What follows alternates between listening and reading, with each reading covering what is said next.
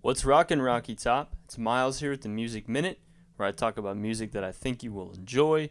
Today, I'm going to be doing a review on the album Posthuman by the band Harm's Way.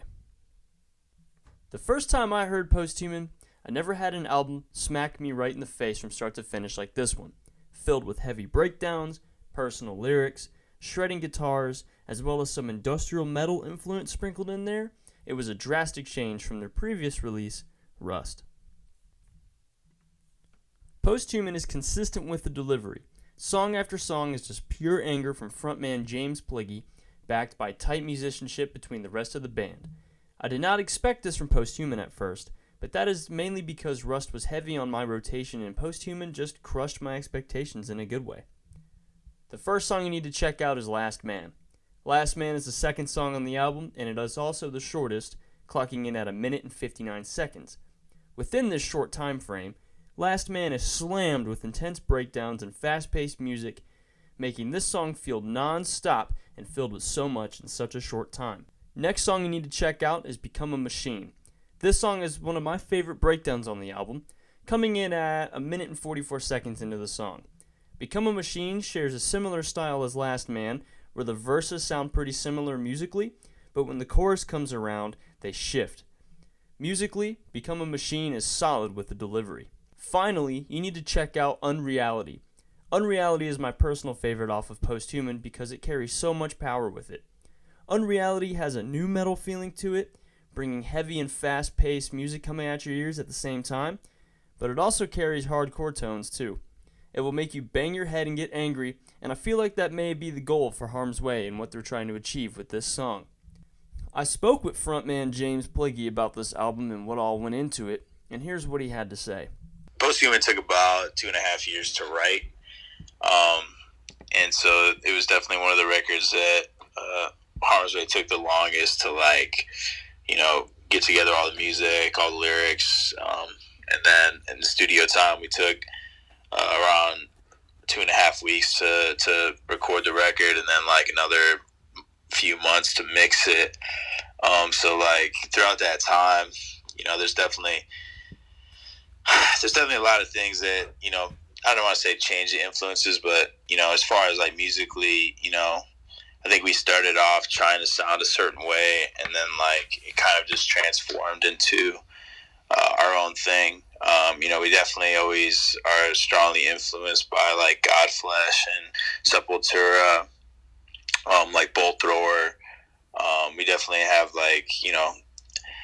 some, I guess, more bouncy, catchy type of riffs that definitely, I don't want to say they're influenced by new metal, but sometimes I think people would compare it to that. So as far as musically, that's definitely what kind of helps us influence the music. And Posthuman was definitely different because our newest guitarist, Nick, who's been in the band since 2016, he had never written a record with us. So that was a big change. And Nick was a very, he's a very smart and a very good musician, and it brought a different writing mind to the table, which we never had before. Right. Which was really useful actually to just get a completely different mind working. And Nick is very funny because he sometimes has so much going on in his brain, and he's trying to tell you or explain some sort of riffs, and he keeps changing it because he's constantly thinking on how to improve, and so sometimes that makes things a little bit confusing, but as far as the writing process, I think he was a very big influence. And also Casey, our bass player, he